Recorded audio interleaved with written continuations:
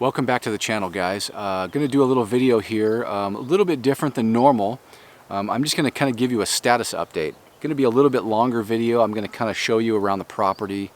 It's going to be kind of a, what do you call it? Just let's walk around and dream together a little bit about what could happen in the future here. Okay, so here's what's been going on. I've been working remotely for the last almost 3 months. It's been phenomenal. Honestly, I've been super happy and excited about how the company that I work for, how they've dealt with this whole thing. I mean, it's been a very stressful ordeal for every company in this country, and they've done a phenomenal job. There's been always this kind of debate as to whether working remote is going to help or hinder the work or the quality or the collaboration and all that kind of stuff. The doors were blown off that. They've been super supportive of what I've been doing. We took the last week or so and came up here on vacation, and I'm going to work remote up here next week. Not at the property, but my in-laws' place. They have internet.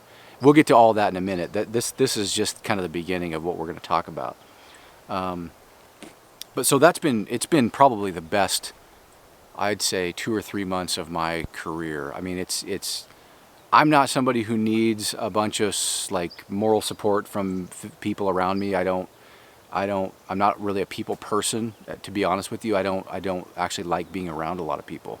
And so it's always been hard for somebody like me, also being in the creative side of product and design, to be in an office environment in the first place. It's always kind of it's actually, if you want me to be real honest with you, it's an anxiety that I struggle with. I get pretty anxious when I'm around a lot of people. I know my oldest daughter is the same way in many cases. Just we have this kind of thing where it's not that I don't like to be around people, I just get kind of anxious. So having that separation in the last few months and just the amount of work and the efficiency that's been able to happen has been phenomenal. And so the reason I'm bringing that up is because this actually I'm seeing a shift. I'm seeing an opening to where we could actually, and this is where the dreaming part comes in. We for 8 years we've had this property and struggled with what to do with it. We bought this 8 years ago during the Obama administration, kind of recession era. Got a really good price on it. It's this kind of prepper mentality where we're going to go out and do some bug out property. But it's kind of turned out to be much more than that. We really fell in love with the place, the property, and I learned a lot about building the cabin and how I would have done it, mostly how I would have done it differently, just because there's a lot of stuff in there that should have been done quite a bit better. So what do you do first? What do you do next? Do you do anything at all? Do you just kind of let it set? Do we go up here for retirement? And we don't have all those answers still. We don't have all those answers yet. We're still looking for that. So, but some things have opened up. I mentioned the work remote situation. Okay. Now that that's opened up, like I said, I'm living that right now. We come up for vacation. We stay another week. That doesn't mean I can't go do something in the evening up here or work with, I hope this thing's staying in focus. It's having a little bit of a Panasonic moment, even though it's a Canon lately. So it's becoming more regular that I can just say, hey, I'm going to go, is it okay if I go work remote or do this? And my work has been just like, yeah, go, dude, have at it, have fun. And they know I'm going to get my stuff done. I'm available, I'm doing my part, things are getting done. We've done so many projects now remote that it's like, I can't even believe how efficient they've become. So this benefits you guys and it benefits us a lot, but it benefits this channel because now we have a little more freedom to come up here and do some stuff. We're going to take advantage of that and see if we can get some real progress made on some infrastructure and some stuff on this property. Money's an issue, okay? Like, we still have a property in Oregon, our house, our residence, that's our main, that's probably not going to change anytime soon. So we have to do it carefully, and we have to do it to where it makes sense, to where it doesn't drain our savings account and all that. I mentioned to you before that we do pretty much everything with cash. So that's obviously that keeps things kind of longer term. You can't just see it and do it and buy it and have it over with. We may have to make some decisions on that in the future with some stuff we want to do. But what it's basically allowing us to do is come up here and work on some stuff. So I'm going to show you right over here. We're going to do a little bit of a property walk around and kind of just think through some stuff. Stuff's changed in the last couple months. We thought for years this is where we do things and that's where we do things, but I think we're actually narrowing down. Both Mrs. D and I have really kind of come to an agreement on some of this stuff where it was just always up in the air. It didn't make sense. You know, it's like that makes sense, but that doesn't. It's like a puzzle piece, right? And the way this property is set up, and I'm going to walk you guys around here. I'm going to grab the other camera and walk you guys around the property and just kind of live, you know, just kind of impromptu show you what we're thinking and some of the stuff we've done. Because I think you'll understand some of the struggles we've gone through, and I think it'll make sense in the end. Right now, I'm down on the lower pad of the property, the original sort of flat pad that was done before we got here. It was actually a logging staging area, so it's actually on the county maps and everything. So this is where we were kind of like, what do we do, because it's already set up, and then we've had to, well, I'll just show you. I'll show you kind of real time of what's been going on. Okay, so this right here, let me back up a little bit and show you kind of what's going on. This right here is the lower pad of the property, right? This is the original flat spot right here. It's very level. It's been here the whole time. We had a couple of trees right there, about 3 trees right there. And last time I was up here, let's walk around here, I'll show you. Last time we were up here, I hired a guy with an excavator. He had a little mini excavator, and I said, can you take and open this up and just see if you can make it really flat? Because this area right here was like a hill. It kind of went down, really sloped. And I was seeing if he could take his excavator and push that dirt and just kind of push it towards the back. And he said, well, okay. He called me after a couple hours and he said, I've been scratching at this rock, this big boulder that's about 20 feet long, 20, 30 feet long under this thing right here. And so I was kind of bummed, and I said, well, you know, that kind of ruins our plans. I mean, all we really wanted to do is move that out a few feet, because I want a 30 by 40 shop. I was thinking, well, let's put a 30 by 40 shop down here, and then you can barely see the cabin through the trees up there. And then we'll have like a house or a living structure, whether it's the cabin or something bigger or better. We'll have that up there and then have the shop down here. And so, you know, he just kept pushing this thing around and said, no, that's not going to work. So what I said was, well, just deck it off and make this kind of step up. Make a flat, and then make this flat, and then extend that out a few feet. So he extended that out about 10 feet. Not much bigger than it was, but he gave us basically another kind of step up. He kind of put ramps on it right here. So the thinking was that in the future, when we start doing stuff, whether we're building a shed or a shop, I can throw a Connex up here, you know, one of those shipping containers, and it would fit that perfectly. He said you could put about a 40-footer up here. I'd probably go with a 20-footer. It's really level in the middle. We'd have to put some gravel down and really square it up. But, you know, basically we just said, all right, let's just make do with what we got. Maybe we can put a little garden shed or a movable structure up there instead and not worry about it. And then down here, just, you know, what we were talking about before is just having like this be like a garden area, like a farming area. It's already open. There was no trees here to begin with. So maybe we'll put some like an orchard or something like that. That's just the dream, right? Like we're just theorizing now. We're just kind of having some fun here. But this area is pretty nice and wide open, right? Look how nice. I mean, this is like a nice area, probably 50 feet wide. You know, kind of a turnaround area. We could put some gravel down here, or we could put some like a greenhouse or something like that. So what we're probably going to end up doing with this lower pad is just keeping it as a nice set gardening area. So let's walk up now to the cabin area, and I'll kind of show you what we're thinking there. Basically, well, I'll just do the shortcut. We're going to go up. There's also another road. We had some tree thinning done about 2 years ago. You guys saw that video. If you go back, you can see it.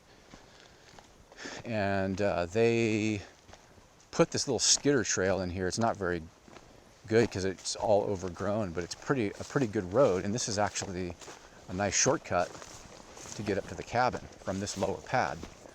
Because we have another road that we put in years ago. We had to doze that road in because there was nothing up here. You got to understand, this was completely grown in, nothing. You couldn't even get up here by car or ATV or anything. It was really just, if you go back to the very beginning of the channel 6 years ago, you'll find that there just really wasn't anything. There was nothing. So we had this road put in right here. Somebody, a friend of ours dozed this in right when we got here, pretty much, or a year after we bought it. That's a nice shortcut. See, now we're already at the cabin. Cabin's right there. So you guys always want to know kind of how we have stuff laid out here, and that's what I'm doing. You see the cabin right there? So now we're right at the cabin. Let's not go up there yet. But the plans have been kind of changing. So when we had the forest up here thinned, well, now we can see this ground. Like we couldn't see this before. It's all thick, super thick in here, right? It's kind of like this. And it's kind of overgrown right now because it's springtime. But let me see if I can get you guys a good vantage point here. But we were looking at it the other day. This area is pretty level, right? And we probably have 70 feet or so to the back of the property. It's a little I have to really make sure that we're not going to be, that we have enough room for the property line. We have to have a 25-foot setback from our property line. So you can't just build right on the property line. But this area right here is nice and open. It's fairly flat. It goes uphill a little bit, and then it drops off right there, and then it goes back up to the cabin. So what we'll probably end up doing is having somebody, I'm in contact with another, well, we'll see how it works out, but there's actually another YouTuber up here who has a lot of gear, a lot of equipment, and has kind of said he would at least look at it. So we'll see. He was pretty excited about it, and he's got some really good equipment, and he really knows what he's doing. But this is sloped. See, you can see that this is a gimbal, so you can see the slope right here. It's kind of angled. So we'd have to bring that down, bring it down, make it level with the road, which is fine, because then we would just push all that dirt up that way towards the cabin and just kind of make this whole strip right here open. We'd leave a lot of the forest on the other side of it and kind of in between, leave some landscaped, trees. But this area is looking more and more like we took a tape measure out here, and we can easily get a 30 by 40. I mean, you could get it long ways in here, no problem. So what that does for us is it puts us right next to the actual view lot. Like the cabin is in the very best spot. So, looking back, I wouldn't have put the cabin here. I would have put the cabin on the lower pad and saved this spot for a house. Okay, that's my mistake. That's a big mistake, actually. We thought, oh, it's on a rock, and it's on a big solid. That cabin is on a rock. Like, it's super solid, and it's hard to work that ground. But we just have to figure out a different way to build a house. And I think a lot of people around here deal with the same thing. They build on pier blocks or sonotubes and daylight basements out of concrete, and they just anchor it right to the bedrock. And we could do that. It's just getting utilities in that's just what everybody has to deal with. So that cabin will probably end up having to move it with some sort of off-road forklift thing, and so we'll have to, the order this is going to have to be in is probably going to have to be survey the line, which I don't know who even surveys. I got to find out all this information, by the way. We have to get a survey of our property line and make sure we're 25 feet off just to get really accurate.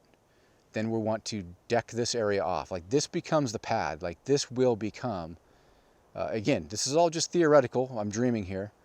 This becomes the pad for the building, for the house, for everything. That outhouse goes away, we fill it in. We don't even really use that thing ever. This area is pretty level, right? Pretty level. it's sloped down, so we could take some of that dirt, move it over here to the side of the property, so this whole area becomes very, very level, right? We own that whole forest right there. Have to thin some of those trees, have to dig some of that out and move it, see if we can get a dozer in there to push it. But like this area is pretty darn level overall. It just kind of goes up a little bit. So we just have to smooth this. And I think that there's, looking at it closely over the last week or so, actually over the last few years, there's a lot of dirt over there, topsoil, that could be moved and pushed over here, okay? Now, so once we do that, you deck it off, build a 30 by 40 or some sort of shed shop right there, right off the main road here, right off our little shared, you know, our driveway. Perfect. It goes right into it. Boom. It's really close now to the cabin, if we keep the cabin. If we move the cabin and we build a house right here, it'll be just like right there, shop, house, right? Doesn't that make more sense than way down there? Because way down that hill was where we were thinking about putting the shop before, and that's just so far away. So the other thing you have to keep in mind in this area, you're taxed by how many acres you've developed. So if you have this area developed, like a pad up here developed, and then you develop something way down there and then something way over there, you pretty quickly run out of that acre, and then they're going to charge you for however many acres you do develop. And so we kind of want to avoid that. And so this plan, I think, makes a lot more sense. You know, the area down in the pad, we can use that to garden and farm. It's a farming state, so I don't think that really counts. Plus, we're going to be planting trees and stuff. So technically, we're not really developing it. And we stay legal and we stay within our 1 acre if we put the shed and everything up here, or shop, house, garage, whatever we're going to do. You keep it within this easily 1 acre. You know, it's easy to explain to somebody, yeah, this is just within an acre. Taxes become much easier to figure out, and it really becomes a much easier scenario. And the one thing that's really a premium in this area is water. You know, a lot of off-gridders around here, you'll see the channels here. Hang on.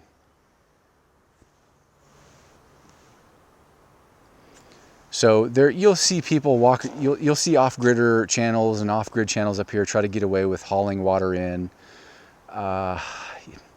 You know, yeah, you can do that. There's a place to fill up water jugs in town, and you can do that in the middle of winter. I've talked to them. I've been down there filling up water jugs too. We have a couple of 50-gallon barrels. Sometimes we use them. They're actually broken. They crack. That's a problem. And you can go down there and fill them up. And it's cheap. I mean, you can do it cost-wise, no problem. Problem with that is you can't irrigate anything with that. Like, I mean, you're basically using that for shower and drinking water, and you can get by and exist and all that. But if you want to have any hope of doing any sort of like gardening or farming, yeah, I mean, you're not going to do that with 5-gallon jugs, okay, at the local watering hole. So you'll see these people, and they try to get by with it, and eventually what happens is they dig a well. They put one in. It's $10,000 to $15,000 to put one in. It's expensive. It's a couple hundred feet down. You know, we know kind of the depth around here. But what we're thinking about doing is putting a well like right on the edge of the property over there. So the other thing about this property in particular is there was a developer that came up from Hollywood years ago, and he thought he was going to make his millions, and all his friends were going to come up here from Hollywood, and you know, he was selling these places for, you know, tons of money. Is that a bird on top of that? He was selling these parcels for tons of money. He went bankrupt, but before he went bankrupt, he actually stubbed in conduit through most of this area, and so we have conduit for power right behind this cabin. I don't think I've ever told you that.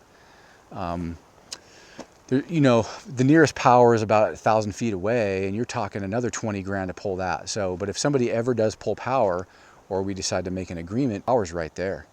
So that's where we would pull it. And so we would be off grid until I'm not big into, you know, I don't need things to be off grid. I'm not like purposefully trying to be some sort of like, off grid statement type deal. It doesn't matter to me. I like having power on the property. I would do that in a second.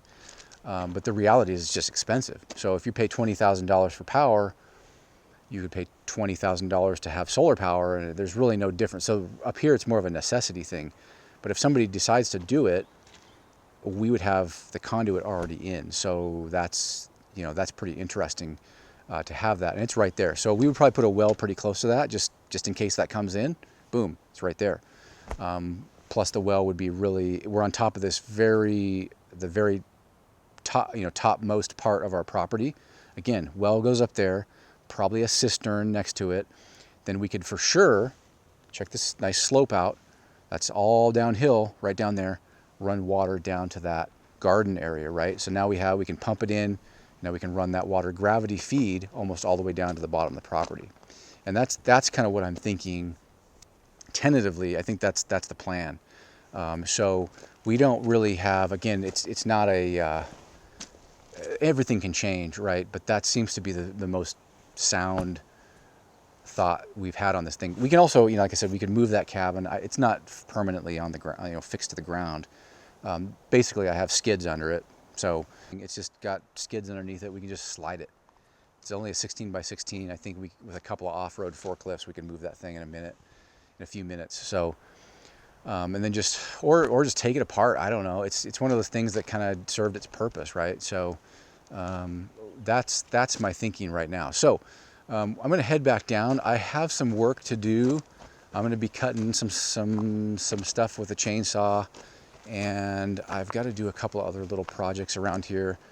Mrs. D is going to be coming up a little bit later. I want to go visit some friends up the road who live up here now part-time, and so we're going to be probably visiting them just for a minute. I hope you guys enjoy this kind of thing. It's just kind of an impromptu deal. A lot of rambling, but you know, you guys are always asking about like, show the property, show the cabin, show what you've been doing. Well, I'll show you what we're thinking. Okay, so hopefully that helps things out. Hope you guys are doing well. Hope you guys are healthy. Stay safe. Talk to you soon.